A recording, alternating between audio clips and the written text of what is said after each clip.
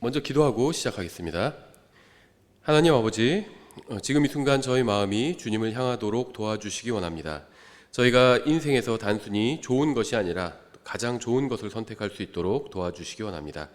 예수님의 이름으로 기도드렸습니다. 아멘. 저희 신명기 2장을 계속 보는데요. 2장에서 저희가 지난 시간에 주일에 살펴봤었는데 이제 4가지 교훈을 살펴봤습니다. 오늘도 저희가 신명기 2장을 통해서 한 가지 사실을 좀 살펴보려고 합니다. 특히 이제 좀 영적인 교훈을 살펴보려고 합니다. 본문은 먼저 신명기 2장 2절입니다. 2절부터 3절. 주께서 내게 말씀하여 이르시되 너희가 충분히 오랫동안 이 산을 돌았으니 북쪽으로 방향을 바꾸라. 이제 가나안으로 들어가라는 거죠. 그 다음에 24절. 또 그분께서 이르시되 너희는 일어나 이동하여 아르논 강을 건너라. 보라, 내가 헤스본 왕 아모리 족속 시온과 그의 땅을 내 손에 주었으니 그와 전쟁하며 싸워 그 땅을 소유하기 시작하라. 이날 비로소 내가 온 하늘 아래 민족들에게 너에 대한 무서움과 너에 대한 두려움을 두리니 그들이 내 소문을 듣고 떨며 너로 인해 고통을 받으리라 하셨느니라. 이 강해를 듣는 대부분의 사람들은 구원받았고 아마도 또 성경대로 믿고자 하는 마음을 가진 분들일 겁니다. 또 이 세상만을 위해서 살지 않고 예수님을 위해서 살고자 하는 마음을 또 가지고 있는 사람들일 겁니다. 근데 불행한 사실은 성경대로 믿고자 하고 또 주님을 위해서 살고자 하는 사람들이 점점 줄어들고 있다는 겁니다. 이스라엘 민족 가운데서도 주님을 진실하게 믿는 사람들의 수가 점점 줄어들고 있었습니다. 38년이나 광야를 방황했던 이스라엘 자손이 하나님의 존재를 부인했던 것은 아니었죠. 그러니까는 나의 신앙이 퇴보하고 있는지 아니면 정체되어 있는지를 확인해 볼 수 있는 여러 가지가 있는데 기준이 될 수 없는 것이 있어요. 그것은 무엇이냐면 내가 지금 하나님의 존재를 인정하고 있는지 부인하고 있는지, 이것은 나의 신앙을 재는 척도는 아니라는 겁니다. 구원받기 위해서 하나님의 존재를 당연히 믿어야 하죠. 그런데 이 하나님의 존재 자체를 믿는 것, 그것은 물론 나쁜 건 아니죠. 좋은 것이지만 그 자체로 주님을 기쁘시게 할 수 있는 것은 아니라는 겁니다. 마귀도 한 분 하나님의 존재를 알고 있고 또 믿고 있어요. 그러나 그게 다죠. 하나님의 존재를 믿는 것과 또 하나님의 말씀대로 사는 것은 완전히 별개의 일입니다. 근데 불행하게도 우리 교회 또 저도 다 포함되는 얘기겠죠. 불행하게도 하나님의 존재를 자기가 계속 시인하고 있다, 그러니까 믿고 있다, 이것을 가지고 자기가 그래도 신앙생활을 하고 있고 하나님을 믿고 있다고 생각하는 경우가 너무나도 많다는 겁니다. 이스라엘 백성은 하나님의 존재를 인정했습니다. 부인하진 않았어요. 이슬람이나 불교나 이런 다른 종교로 바꾼 것도 아니었습니다. 그들은 어떤 이단적인 교리를 믿게 된 것도 아니었습니다. 그들은 이집트를 탈출했을 때와 마찬가지로 참되고 유일하신 하나님을 믿었습니다. 그러니까 바른 하나님을 믿고 있었습니다. 이스라엘 자손은 40년 전에 율법과 하나님의 말씀을 받았죠. 지금 이제 그 신명기 2장의 시점은 이집트를 탈출한 때로부터 한 40년이 흐른 시점이거든요. 그러니까 이미 출애굽기 20장에서 율법을 받았습니다. 하나님의 말씀을 받았죠. 지금 우리가 갖고 있는 것 같은 그런 온전한 66권의 성경책은 아니지만 그래도 하나님의 말씀을 일부 받았습니다. 그들은 이미 오래전에 받은 말씀을 반복해서 읽고 마음속에 두었어야 했지만 결코 그렇게 하지 못했습니다. 하나님께서는 너희가 충분히 오랫동안 이 산을 돌았으니 이렇게 말씀하셨어요. 불행하게도 대부분의 구원받은 사람들의 신앙은 성장하지 않고 있고요. 마치 이스라엘 자손이 같은 산을 오랫동안 돌았던 것처럼 제자리 걸음을 하고 있습니다. 말로는 하나님을 존중한다고 하지만 주님의 말씀대로 행하기는 거부하고 있는 거죠. 입으로는 주님을 섬긴다고 하지만 주님을 위해서 아무것도 하고 있지 않는 겁니다. 하나님께서는 너희가 충분히 오랫동안 이 산을 돌았으니 라고 말씀하셨습니다. 이 말씀엔 여러 가지 의미가 담겨 있겠죠. 근데 어떻게 보면요, 오늘 우리가 바라보려고 하는 것은 우리가 신앙이 성장하지 못하고 계속 그 자리에 머물러 있은 지가 오래되었다는 겁니다. 충분히 오래되었다는 거예요. 만일 성경이 말씀하시는 것처럼 살아계시고 참되신 하나님이 존재하신다면 우리가 최선을 다해서 섬긴다 해도 그분의 기준에는 까마득하게 모자랄 겁니다. 우리가 성경이 말씀하시는 그대로의 하나님을 진실하게 믿는다면 우리의 모든 것을 바쳐서 그분을 섬기려고 할 것입니다. 우리가 성경을 기록된 그대로 믿는다면 성경이 말씀하시는 것처럼 우리는 우리의 생각과 마음과 힘과 혼을 다해서 주님을 사랑하고 섬겨야 되겠죠. 하지만 우리 마음 어딘가 잘못되었기 때문에 우리는 이스라엘 자손처럼 계속 같은 곳을 빙빙 돌기만 하고 전혀 성장하지 못하고 있는 겁니다. 주님을 위해서 살려고 했다가 또 나를 위해서 살려고 했다가 주님을 위해서 살려고 했다가 나를 위해서 살려고 했다가 계속 마음속에 갈등이 일어나요. 근데 이것은 신앙 성장이 아닙니다. 신앙생활을 하는 것도 아니고 그냥 갈등하는 거예요. 근데 대부분의 많은 그리스도인들이 이제 자기 마음속에서 이런 갈등을 하고 있다는 것 자체가 자기가 신앙 성장을 하고 있는 것으로 착각하는 경우가 많이 있죠. 너희가 충분히 오랫동안 이 산을 돌았으니 이렇게 말씀하셨어요. 같은 장소를 계속 도는 것은 이건 진전이 아니죠. 계속 돌다 보면요, 북쪽으로 가라고 하셨잖아요. 북쪽으로 갈 수도 있죠, 돌다 보면. 하지만 다시 동쪽으로 가고 다시 남쪽으로 가고 다시 서쪽으로 가고 또 다시 북쪽으로 가고 도는 겁니다. 계속. 이스라엘 백성은 조금 성장하는 것 같았다가 다시 퇴보하고 조금 성장하는 것 같았다가 다시 퇴보하고 이것을 40년간 반복했어요. 계속 같은 산을 돌았던 겁니다. 주님과 자신 사이에서 왔다 갔다 하는 것은 성장이 아닙니다. 우리는 이미 오랫동안 머물렀던 곳에서 이제는 떠나야 합니다. 머릿속 생각만으로 주님을 섬기지 말고 주님을 위해서 실제적으로 무엇인가를 해야 합니다. 너희가 충분히 오랫동안 이 산을 돌았으니, 오랫동안 돌던 산을 이제는 떠나야 합니다. 지금 떠나지 않으면 나중에도 떠날 수 없어요. 지금 주님을 섬기지 않는 사람은 나중에도 주님을 섬길 수 없습니다. 성공하고 나면 주님을 섬기겠다고 하는 사람들이 있죠. 근데 성공하고 나면 주님을 섬기겠다는 사람은 결코 주님을 섬길 수가 없습니다. 더 바빠요. 성공하고 나면.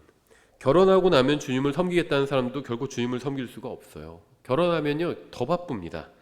그러니까 먼저 무엇인가를 하거나 이룬 후에 주님을 섬기겠다는 사람은 결국 평생 그 무엇인가를 쫓다가 인생을 마치고 맙니다. 실제로 주변에서도 많은 사람 봤어요. 무엇인가를 내가 이루면 그 다음에 제대로 신앙생활을 해보겠다. 이렇게 생각하는 사람 거의 대부분이 제대로 신앙생활을 하지 못하고 있습니다. 또 우리도 마찬가지죠. 계획을 세우는데 뭐만 하면 내가 주님을 위해서 무엇을 하겠다 이런 계획을 세우는데요, 대부분은 이루는 사람들도 있겠죠. 근데 대부분은 이루지 못한다는 겁니다. 인생에서 무엇인가를 이루거나 결혼을 하는 것과 주님을 섬기는 것, 이런 것은 아무 관련이 없습니다. 무엇을 이룰 수 있죠. 그게 잘못됐다는 것이 아닙니다. 결혼을 할 수 있죠. 그게 잘못됐다는 것이 아닙니다. 어떤 결정을 하고 어떤 진학을 하고 취직을 하고 이런 것들을 해야 되죠. 근데 그런 것과 주님을 섬기는 것은 별 관련이 없다는 겁니다. 취직을 하면 주님을 섬기겠다고 하지만 특히 요즘은 더 그렇죠. 취직하고 직장생활을 잘 하다가 또 그만두게 될 수도 있어요. 어떤 사정이 있어서. 그래서 그런 특별한 조건을 뭔가 이루면 주님을 섬기겠다 하는 것은 의미가 없다는 겁니다. 하나님을 섬기기 위한 최상의 어떤 타이밍을 찾으려고 한다면 그런 때는 결코 오지 않는다는 겁니다. 최선의 순간에 주님을 섬기려고 하면 결코 그런 순간은 오지 않을 겁니다. 내 컨디션이 아주 좋을 때, 내 환경이 좋을 때 내가 그때 주님을 섬기겠다 한다면 그런 순간은 오지 않는다는 거예요. 물론 몸이 아파가지고 무엇을 하지 못할 수는 있죠. 그런 걸 지금 책망하거나 그런 것은 아닙니다. 정말 주님을 섬기고 싶은데 몸이 아파서 주님을 섬기지 못하는 분들도 있죠. 그런 분들은 또 기도를 통해서 마음으로 주님을 섬길 수 있죠. 저는 지금 이제 일반적인 어떤 건강한 상태의 보통 사람에 대해서 이야기를 하는 거예요. 나중에 주님을 섬기기 좋은 때가 올 것을 기다리지 말고 지금 당장 같은 자리를 돌던 것을 멈추고 주님께서 가라고 하신 곳으로 가서 주님을 섬겨야 합니다. 이 신명기에 또 이제 모세오경에 나오는 이 가나안은요, 이스라엘에게는 약속의 땅이지만 그리스도인에게는 영적 전쟁터입니다. 또 다른 말로 하면 구원받고 난 이후의 삶이라고 볼 수도 있죠. 이 가나안은요, 그리스도인에게 있어서 우리가 죽어서 가게 되는 하늘나라나 새 예루살렘을 상징하지 않습니다. 왜냐하면 가나안에서는 싸워야 될 것들이 있잖아요. 그렇죠. 높은 성벽들이 있고 거인들이 있어요. 그래서 이 가나안은 그리스도인의 영적 전쟁터, 마음을 상징합니다. 계속 마음속으로 어떤 빙빙빙빙 돌기만 하는 것은 신앙 성장이 아니라는 겁니다. 지금 주님을 섬기지 않으면 아무 소용이 없어요. 주님을 섬기기 위한 더 나은 때나 최고의 때는 오지 않을 수도 있습니다. 오히려 지금이 가장 좋은 상황일 수도 있어요. 과거를 돌이켜보면 그럴 때가 있죠. 그때 당시에 처해 있던 상황이 가장 좋은 때인지 잘 몰랐지만 나중에 시간이 흐르고 보니까 그때 내가 더 힘도 있었고 더 주님을 섬길 수 있는 여유가 있었구나, 이렇게 생각이 들 때가 있습니다. 근데 지금이 바로 그런 때일 수도 있다는 겁니다. 더 나중에 시간이 지나고 보면 지금 오늘이 바로 주님을 섬기기 가장 좋은 그런 때라고 생각이 될 수도 있다는 겁니다. 오직 주님만을 섬길 수 있는 좋은 여건이나 환경은 사실 거의 열리지 않아요. 이건 우리가 교회사를 통해서도 볼 수 있죠. 정말 주님을 섬길 수 있는 최상의 무슨 기회, 이런 것은 없다는 겁니다. 지금 가나안으로 들어가서 정복하지 않으면, 하나님의 말씀대로 들어가지 않으면 결코 가나안으로 들어가지 못할 수도 있다는 겁니다. 고린도후서에서는 이 지금에 대해서 이렇게 말씀하고 있죠. 고린도후서 우리가 이제 복음을 전할 때 또 간혹 인용하는 구절인데요. 고린도후서 6장 1절과 2절 이렇게 되어 있습니다. 그런즉 우리가 그분과 함께 일하는 일꾼으로서 너희에게도 간청하노니 너희는 하나님의 은혜를 헛되이 받지 말라. 이 하나님의 은혜는 다른 말로 바꾸면 기회라고 할 수도 있는 것 같아요. 기회. 또 그 기회를 활용할 수 있는 어떤 능력도 되겠죠. 하나님께서는 우리에게 힘과, 각자 다 다르지만 힘과 어떤 여건과 기회를 주셨습니다. 기회. 근데 그것을 헛되이 사용하지 말라는 거죠. 너희는 하나님의 은혜를 헛되이 받지 말라. 그분께서 이르시되 내가 받아주는 때에 내가 내 말을 들었고 구원의 날에 내가 너를 구조하였노라 하시나니 보라 지금이 그분께서 받아주시는 때요 보라 지금이 구원의 날이니라. 지나간 날들은 돌아오지 않습니다. 우리가 흘려보내는 오늘은 두 번 다시 오지 않아요. 오늘에는 주님을 섬길 수 있는 오늘만의 기회가 있습니다. 내일도 기회가 있을 수 있겠죠. 근데 내일의 기회와 오늘의 기회는 또 다르다는 겁니다. 한 번 지나간 오늘은 다시 돌아오지 않습니다. 우리가 살고 있는 이 시간은 주님을 위해서 무엇인가를 할 수 있는 때예요. 요한복음 21장에서 이렇게 말씀하고 있어요. 우리는 다른 사람에 대해서 핑계를 댈 때가 있죠. 내 환경, 우리가 주로 주님을 섬길 수 없다고 핑계대는 것이 내가 처한 환경과 또 이제 다른 사람들, 그것이 내 가족일 수도 있고 친구일 수도 있고 아니면 같은 교회에 있는 다른 지체들일 수도 있습니다. 다른 사람에 대한 이야기를 할 때가 있어요. 그런데 요한복음 21장 21절에서 22절에서 베드로가 다른 사람에 대해서 주님께 질문을 하죠. 베드로가 그를 보고 예수님께 이르되 요한을 보고 말한 겁니다. 주여 이 사람은 무엇을 하리이까? 저 사람은 어떻게 되는 거냐? 다른 사람에 대해서 주님께 물었죠. 하니 예수님께서 그에게 이르시되 내가 올 때까지 그가 머물 것을 내가 원할지라도 그것이 너와 무슨 상관이 있느냐? 너는 나를 따르라 하시더라. 다른 사람은 상관없다는 겁니다. 진정으로 주님을 섬기려는 마음이 있다면 그 무엇도 방해가 되지 않을 겁니다. 자기가 정말 무엇을 하려고 하면 방해가 되는 것도 다 뛰어넘는다는 겁니다. 누가 막아도 다 하려는 것은 하죠. 그러니까 대부분은 핑계라는 겁니다. 내가 주님을 위해서 무엇을 하지 못한다는 것은 100% 다 핑계다, 이렇게 얘기할 수는 없죠. 그리고 이건 지금 다른 사람에 대한 이야기를 하는 것은 아닙니다. 자기에 대해서 얘기하는 거예요. 다른 사람은 몰라요. 다른 사람의 인생은 그 사람이 주님과 회개 보고를 할 겁니다. 그래서 다른 사람이 주님을 섬기지 않는 게 핑계를 대고 있다, 이런 얘기를 하는 게 아닙니다. 우리 각자에 대해서 이야기하는 거예요. 전 또 저에 대해서 이야기하는 겁니다. 내가 주님을 섬기기 지금 어렵다, 이렇게 얘기하는 것이 대부분은 핑계라는 겁니다. 변명이라는 거예요. 다른 사람이 무엇을 하는지는 중요하지 않습니다. 다른 사람을 상관하지 말고 자신이 주님을 위해서 무엇을 할 수 있는지 생각해야 합니다. 다른 사람이 나에 대해서 무슨 말을 한다고 해서 그것이 사실이 되는 것이 아닙니다. 주님께서 나에게 시키신 일을 하는 것이 중요하지 다른 사람이 무슨 말을 하느냐는 중요하지 않습니다. 다른 사람에게 상처를 받았다든지 하는 일은 사실 그렇게 중요한 문제가 아닙니다. 사람이 아무리 큰 상처를 주었다 해도 주님께서는 능히 치료해 주실 수 있고요. 힘을 주실 수가 있어요. 사람에게 상처를 받으면요, 사람에게서 치유받으려고 하지 말고요, 주님께로 가야 합니다. 주님께서 치료해 주시면 고쳐주시 못할 그런 상처는 없습니다. 주님께로 가서 위로를 받으면 그 누가 입힌 상처라 할지라도 능히 마음이 다시 단단해질 수 있어요. 디모데후서 3장 12절에서 이렇게 말씀하고 있어요. 참으로 그리스도 예수님 안에서 하나님의 뜻대로 살려고 하는 모든 자는 핍박을 받을 것이나, 구원받은 사람 중에는요, 세상에서 상처를 받았다고 하는 사람들도 있어요. 다른 그리스도인에게는 상처를 받지 않았는데 세상에서 난 상처를 받았다, 이런 사람도 있습니다. 물론 세상에서 상처를 받을 수 있습니다. 우리가 주님의 뜻대로 살고자 하면 더욱 세상은 우리를 방해하고 우리에게 어려움을 줄 것입니다. 그러니까 지금 우리나라처럼 이런 자유로운 국가에서 핍박까지는 아닐지라도 어려움을 줄 수는 있죠. 우리가 주님의 뜻대로 살고자 하면 세상에서 어려움을 당할 수 있습니다. 세상이 우리에 대해서 어떻게 말하고 대하는지에 대해서 상관할 필요가 없습니다. 우리가 다른 그리스도인이 나에 대해서 함부로 판단하고 상처를 주는 것도 상관하지 않는데, 하물며 세상이 나를 대하는 것에 대해서는 더욱 그래야 되겠죠. 세상은 하나님과 하나님의 아들과 하나님의 말씀과 하나님의 사람들을 사랑하지 않습니다. 지지하지 않아요. 도와주지 않습니다. 우리의 사정을 알아주지도 않는다는 거예요. 그래서 우리도 거기에 대해서는 상관하지 말아야 됩니다. 이게 이제 단단한 마음이에요. 저도 아이들한테 간혹 이제 그런 얘기를 해줄 때가 있는데, 운동을 열심히 하면 몸이 튼튼해질 수 있잖아. 그것처럼 마음도 단단해질 수 있어. 그런 얘기를 해줍니다. 근데 마음이 단단한 것이 무엇이냐면, 다른 사람이 나에게 무엇이라고 해도 내가 전혀 개의치 않는 거야, 이런 얘기를 해주거든요. 그래서 예를 들면 아이들끼리 무슨 못생겼다고 그러고 뭐라고 막 어떤 이제 농담 반 진담 반으로 막 놀리고 이런 경우들이 있죠. 그럼 이제 그런 거에 상처받을 때가 있어요. 언니가 자기에 대해서 뭐라고 했다고 그러고 동생이 자기에 대해서 뭐라고 했다고 그러면서 막 울면서 올 때도 있고요. 그럼 이제 얘기를 해줍니다.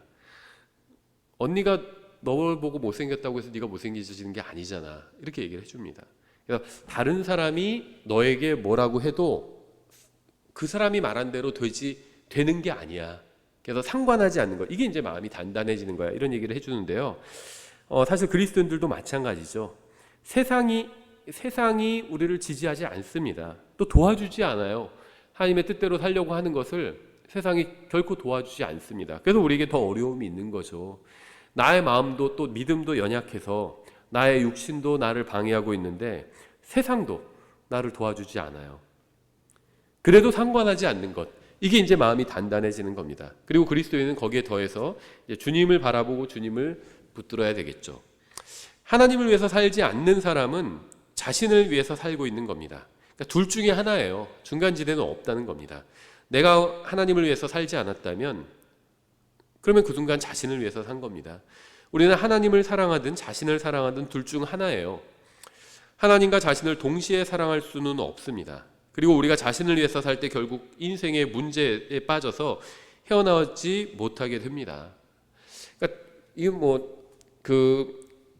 예를 들면 누군가와의 다툼이 생겨요. 근데 그 사람이 나에 대해서 함부로 말했다. 이래서 다툼이 생길 수 있죠. 다른 여러 가지 문제로도 다툼이 생길 수 있는데, 근데 자신을 중심으로 보기 때문에, 자신을 사랑하고 자신을 중심으로 보기 때문에 그 사람이 나에 대해서 뭐라고 하는 게 걸림이 되는 거예요.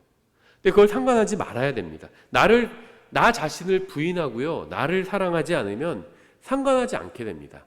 누가 나에 대해서 뭐라고 말하든, 물론 이제 다른 사람이 어떤 내가 잘못하는 사실을 지적하면 그거는 내가 고쳐야 되겠죠. 근데 그게 아니라 거짓으로 누군가 나에 대해서 고소를 하면 그건 상관하지 말아야 된다는 거예요. 그렇죠. 왜냐하면 우리는 하나님께서 계시다는 걸 알고 있잖아요. 또 하나님께서 언젠가 모든 것을 다 심판하신다는 걸 알고 있잖아요. 또 누가 나에 대해서 거짓으로 나를 공격하기 위해서, 나를 상처 주기 위해서 어떤 것을 지어서 비난을 한다면 거기에 대해서 굳이 상관하지 않아도 된다는 겁니다. 그렇죠. 자기에 집중하면요, 결국 인생의 문제에서 헤어나지 못하게 됩니다. 최근에도 어떤 형제님과 교제를 나누는데요. 계속 그 뭐 자신에 대해서 이렇게 내면을 뭐 정리하는 뭐 그런 책을 읽고 있다고 그래서 제가 이제 그런 얘기를 했어요. 자기의 내면을 바라보고 이것도 뭐 필요할 수도 있겠죠. 뭐 아주 그냥 일방적으로 다 나쁘다는 것은 아닙니다. 그런데 그게 어느 정도 바라보면, 자기 내면을 바라보면요, 자기 내면에 대해서 바라보고 계속 파고들고 연구하면요, 나중엔 공허해집니다. 왜냐하면 인간의 마음, 그 내면이 별로 그렇게 대단한 것이 있지 않아요. 사람의 본성 가장 깊은 곳에는 아담으로부터 물려받은 죄성이 있죠. sin, 죄의 공장, 죄를 만들어내고 있는 바로 그 죄가 있습니다. 그래서 자기 자신을 깊이 바라보고 막 너무나도 그럴 필요는 없습니다. 그리스도인은 자기가 기준이 아니라 하나님이 기준이 돼야 되죠. 그래서 우리가 하나님의 말씀을 읽는 겁니다. 하나님의 말씀을 통해서 하나님을 알 수 있잖아요. 그래서 하나님을 바라볼수록 나를 더 알게 되는 겁니다.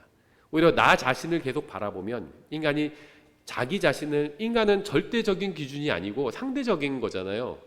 절대 기준이 아닙니다, 인간은. 그렇기 때문에 자기 자신을 바라보면 결국 더 미궁에 빠지게 되고 어떻게 보면 절망에 빠지게 됩니다. 그러니까 하나님을 바라봐야 돼요. 자기 자신에게만 집중하면요, 인생의 많은 문제에 빠지게 됩니다. 하나님을 위해서 살면 아무것도 문제가 되지 않지만 자신을 위해서 살면 다른 사람과 환경 등 모든 것이 문제가 됩니다. 하나님을 위해서 살면 여러 가지 문제들이 사실 문제가 되지 않아요. 왜냐하면 나는 하나님을 섬기기 위해서 무엇인가를 하는 거거든요. 그리고 무엇이 문제가 된다면 내가 지금 하나님의 일을 하고 있는 한 하나님께서는 거기에 대해서 책임을 지실 겁니다. 내가 보기에 그것이 해결되든 해결되지 않든 상관이 없다는 겁니다. 내가 주님의 말씀대로 주님을 섬기면 나머지는 이제 주님께서 하실 일을 하실 거예요. 그러니까 나의 인생에만 집중할 때 문제에 빠지게 된다는 겁니다. 왜냐하면 나의 인생은 내 생각처럼 완벽할 수가 없어요. 계속해서 문제가 드러날 수밖에 없습니다. 근데 거기에만 집중하면 결국 자기 인생에 자기가 고치지도 못할 그런 문제들을 쫓다가 인생 그냥 끝나버리고 만다는 겁니다. 자신에게 집중하면요, 인생이 답이 없어요. 결국은 낭비한 인생이 됩니다. 아무것도 영원히 가치 있는 일을 하지 못한 채 인생이 끝나버리게 된다는 겁니다. 하나님을 위해서 살면 아무것도 문제가 되지 않지만 자신을 위해서 살면 다른 사람과 환경 등 모든 것이 문제가 됩니다. 인생의 대부분의 문제는 자신이 아닌 주님을 위해서 살 때 해결이 됩니다. 대부분의 사람들이 앞으로 나아가지 못하고 계속 같은 자리에 머물러 있는 이유 중 하나는 실패를 하게 될까 두려워하기 때문이겠죠. 하지만 우리가 반드시 알아야 될 사실이 있어요. 믿음은 성장하지 않으면 실패하게 됩니다.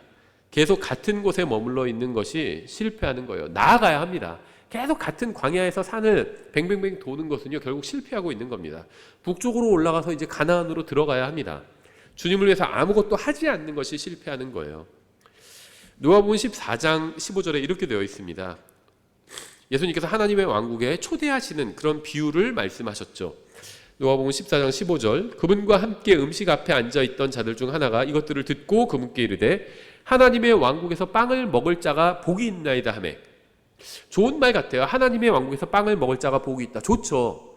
이게 뭘 의미하죠? 하나님의 왕국, 하늘 왕국이 아니죠. 하나님의 왕국이죠. 하나님의 왕국은 영적인 왕국이에요. 주님과 함께 교제를 나누는 겁니다. 하나님의 왕국에서 빵을 먹는 거예요. 교제를 나누는 겁니다. 빵을 우리가 뗀다 그러죠, 주의 만찬에서. 근데 우리가 말은 이렇게 하는데 정말 이걸 그렇다고 믿을까요? 하나님의 왕국에서 하나님과 교제를 나누는 걸 정말 우리가 좋은 일이라고 생각할까요? 어떤 사람이 이렇게 얘기했어요. 하매 그때 그분께서 그에게 이르시되, 예수님께서 너희가 말은 그렇게 하지만 꼭 그렇진 않다, 이제 그런 얘기를 하시는 거예요.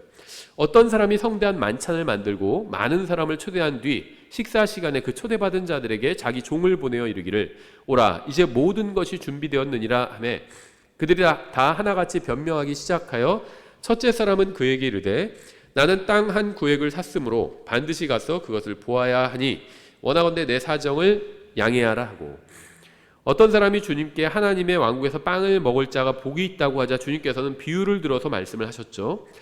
사람들은 말로는 하나님을 사랑한다고 하고 하나님의 일이 중요하다고 그러고 하나님의 왕국에서 빵을 먹고 주님과 교제를 나누는 것이 이 가장 중요한 일이다, 좋은 일이다 이렇게 얘기하지만 사실 그들의 마음은 그러한 것들을 원하지 않고 있음을 주님께서 지금 비유를 들어서 보여주고 계신 겁니다. 구원받은 수많은 사람들이 가진 핑계를 대면서 주님과 교제를 나누는 것을 거부하고 있어요. 왜냐하면 마음이 하나님이 아닌 이 세상의 다른 것으로 가득 차 있기 때문입니다. 가득 차 있다는 걸 이제 주님께서 보여주시죠.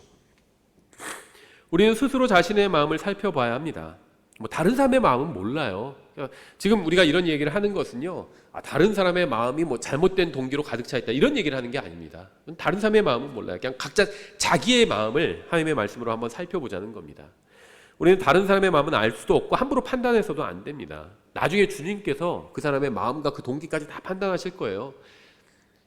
근데 우리가 대비해야 되는 건 나중에 주님께서 우리의 마음의 동기도 다 판단하시겠죠. 그래서 우리가 미리 하나님의 말씀으로 한번 예비고사 치르는 것처럼 우리 마음을 판단해 보는 겁니다. 우리의 마음이 하나님과 그분의 말씀이 아닌 세상의 다른 것들로 가득 차 있지는 않은지 살펴보고 판단해야 합니다. 예수님보다 더 높은 순위에 두는 것이 마음속에 있지는 않은지 스스로 살펴봐야 합니다. 18절 다시. 그들이 다 하나같이 변명하기 시작하여 첫째 사람은 그에게 이르되 나는 땅 한 구획을 샀으므로 부동산 샀다 이거죠. 반드시 가서 그것을 보아야 하니 원하건대 내 사정을 양해하라 하고, 이 사람은 땅을 샀기 때문에 그것을 보러 가야 하는 사정이 있다고 말했지만 예수님께서는 그것이 변명에 불과하다 이렇게 말씀하셨죠. 다 하나같이 변명하기 시작하여 이렇게 말씀하셨잖아요. 19절 다른 사람은 이르되 나는 소 5 겨리를 사서 그것들을 시험하러 가니 원하건대 내 사정을 양해하라 하며, 소를 사고 나서 시험하는 것이 아니라 사기 전에 시험해야 되죠. 차를 샀으면 사기 전에 알아보는 거잖아요. 그리고 사죠. 사고 나서 그때부터 알아보는 게 아니죠. 이 사람도 하나님과 함께 교제를 나누는 것을 할 수 없다는 변명을 하고 있을 뿐이죠. 물론 사람은 일을 해야 합니다. 무엇인가 해야 돼요. 사기도 하고요. 시험해 보기도 하고요. 일을 해야 합니다. 구원받은 사람도 세상에 사는 동안에는 일을 해서 먹고 살아야 합니다. 하지만 먹고 살기 위해서 일하느라 주님과 교제를 나눌 시간이 없다는 것도 핑계요 변명일 뿐이고 예수님께서 말씀하셨다는 사실을 우리가 기억해야 합니다. 먹고 사는 것도 중요합니다. 근데 먹고 사느라고 주님과 교제 나눌 시간도 없다. 이거는 변명일 뿐이라는 거죠. 먹고 사기 위해서 일하는 것이 중요하지 않다는 게 아닙니다. 중요합니다. 근데 그것 때문에 주님과 교제를 나눌 수 없는 것은 아니라는 거죠. 20절 다른 사람은 이르되 나는 장가 들었으니 그래서 갈 수 없노라 하므로, 장가 들었다는 것은 하나님의 왕국에 가서 빵을 먹을 수 없는 합당한 이유가 될 수 없죠. 장가 들었으면 아내와 함께 와서 주님의 빵을 먹으면 되죠. 근데 그럴 수가 없다 하면은 잘못 장가든 거죠. 그래서 우리가 교회에서도 결혼과 가정에 대해서 강의하고 책으로도 출간했는데요. 또 행복한 가정에 대해서도 출간했죠. 결혼하기 전에 먼저 이 책을 읽어야 합니다. 최근에 어떤 결혼한 부부가 와서 저희 교회 다니시는 분들은 아니고 다른 교회 다니시는 분들인데요. 교제를 나눈 적이 있는데 아주 젊진 않지만 그래도 저보다는 젊은 부부인데 최근에 결혼했다고 하더라고요. 알던 형제님이었는데. 그래서 자매님도 소개시킨다고 하면서 오셨어요. 그래서 그 행복한 가정 책을 선물로 드렸는데요. 사실은 결혼하기 전에 읽어봐야 되는 책이죠. 그래야지 이런 핑계를 대지 않게 됩니다. 나는 장가 들었으니 갈 수 없노라. 그런 핑계를 대지 않게 되는 거죠. 근데 안타깝게도요, 이 핑계를 대는 사람들이 많은데 어느 정도 이 핑계가 사실인 경우들이 많이 있어요. 그러니까는 충분히 정말 하나님을 사랑하는 사람인지, 시집가는 경우도 마찬가지겠죠. 남편이나 아내 될 사람이 하나님을 사랑하는 사람인지 확인하지 않고 결혼을 한 거죠. 그래서 여러 가지 조건을 걸 수 있을 겁니다. 각자 자기 마음속에 정한 대로 하면 되겠죠. 그런데 반드시 포기하지 말아야 될 조건은요, 배우자 선택에 있어서 그 사람이 구원받았는지가 아니라, 그것도 중요하죠. 근데 그거는 사실은요, 어떤 의미에선 아무것도 아니에요. 구원받았다는 거 중요합니다. 영원히 걸린 문제죠. 죽어서 하늘나라 가느냐 지옥에 가느냐, 이건 중요한 문제입니다. 하지만 구원받았다는 건 죽어서 하늘나라 간다는 걸 의미하지 이 세상에서의 삶을 보장하는 것은 아닙니다. 우리가 구원받고 하나님의 말씀을 읽고 성경대로 살려고 해도 잘못 사는 경우가 굉장히 많은데, 그렇잖아요. 근데 하물며 그냥 구원만 달랑 받았다는 것은, 그건 사실은 이 세상 사람과 이 세상에서의 삶에 있어서는 똑같을 수 있다는 겁니다. 죽으면 하늘나라 가겠죠. 근데 구원만 받았다는 건 그냥 이 세상 사람과 일단 똑같다는 거예요. 하나님의 말씀대로 살아야, 그래야 성장해 나갈 수 있는 거죠. 그래서 이런 핑계를 대는 사람들이 굉장히 많이 있어요. 계속해서 21절, 그 종이 와서 자기 주인에게 이 일들을 알리니 그때 집주인이 노하여 자기 종에게 이르되 빨리 도시의 거리와 골목길로 나가 가난한 자들과 불구자들과 다리 저는 자들과 눈먼 자들을 여기로 데려오라 하니라. 성경의 하나님은 화를 내시는 분이에요. 어떤 사람은 화를 내는 건 잘못된 거다, 이 세상에서 그렇게 얘기하는 사람들도 있는데요, 화를 내는 것은 잘못이 아닙니다. 성경에 의하면 하나님은 진노하시는 분이에요.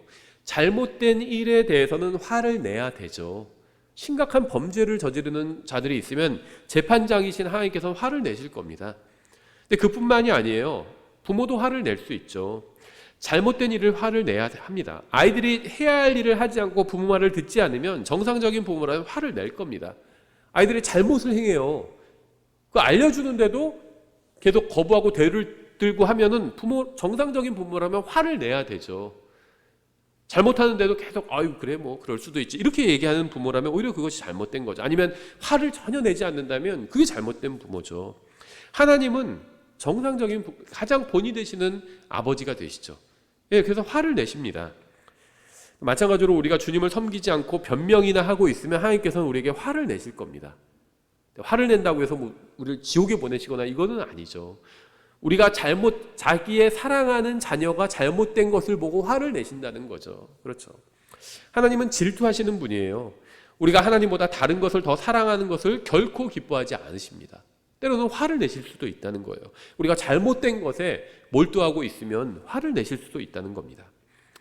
22절, 종이 이르기를 주인이여 주인께서 명령하신 대로 하였으나 여전히 자리가 있나이다니 주인이 종에게 이르되 큰 길과 산울타리로 나가서 그들을 억지로 들어오게 하여 내 집을 채우라. 주님을 섬기는 것은 특권입니다. 주님과 교제를 나누는 것도 특권입니다. 만일 우리가 주님을 섬기지 않으면 주님께서는 다른 사람에게 기회를 주실 겁니다. 주님께서는 언제까지나 우리를 기다리고 있지는 않으실 겁니다. 구원도 마찬가지고 주님을 섬기는 것도 마찬가지죠. 하나님께서는 사람들에게 구원받을 수 있는 기회를 주십니다. 어떤 사람은 10년, 어떤 사람은 20년, 어떤 사람은 50년을 주시기도 하죠. 어떤 사람은 한 번, 어떤 사람에게는 10번의 기회를 주시기도 합니다. 그런데 하나님께서는 영원히 누군가를 기다려주지는 않으실 겁니다. 주님을 섬기는 문제도 마찬가지예요. 구원받은 사람들에게 주님을 섬길 수 있는 기회를 주십니다. 하지만 영원히 주시지는 않는다는 겁니다. 우리가 주님을 섬기기를 거부한다면 우리가 구원받았다는 사실과는 별개로 주님을 섬기지 않을 수도 있죠. 그럼 주님께서는요, 다른 사람에게 기회를 주셔서 필요한 일을 하게 하실 겁니다. 이것이 바로 우리가 주님과 교제를 나누지 않는데 주님께서 다른 누군가와 교제를 나누시는 이유고요. 우리가 주님을 위해서 일하지 않는데 누군가 주님을 위해서 일하는 이유입니다. 내가 일하지 않아도요, 누군가 주님을 위해서 일하고 있어요. 또 주님께서 다른 사람을 쓰실 수가 있습니다. 그래서 내가 주님을 일할 수 있는 것이 나에게 주어진 특권이라는 거죠.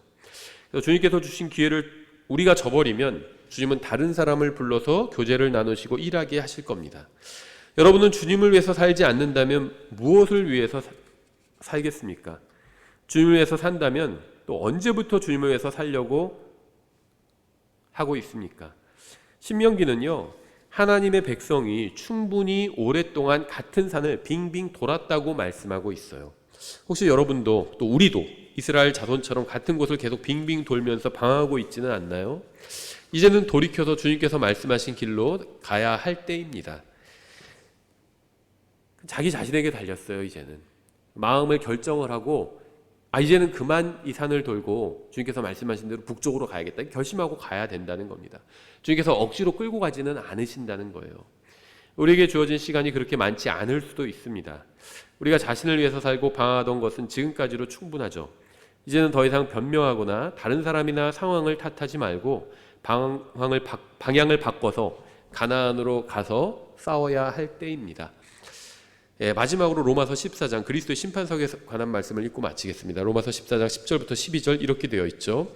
그런데 내가 어찌하여 내 형제를 판단하느냐, 어찌하여 내 형제를 무시하느냐.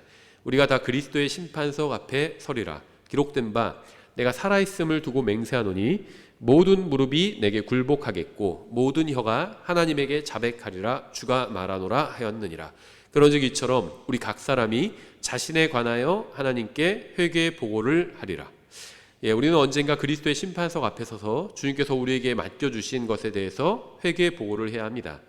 그날에 부끄러움을 당하지 않도록 영적으로 성장하고 또 주님을 위해서 일하고 섬기는 것을 이제 더 이상 미루지 말아야 합니다. 이제는 같은 곳을 빙빙 도는 것을 멈추고 주님의 말씀에 따라서 이제 올라가야 할 때입니다. 그래서 저희가 신명기를 통해서 2장에서 이스라엘 백성이 같은 지역을 빙빙 돌았던 것을 통해서 저희가 영적으로 한번 교훈을 살펴봤습니다. 오늘 여기까지 하겠습니다.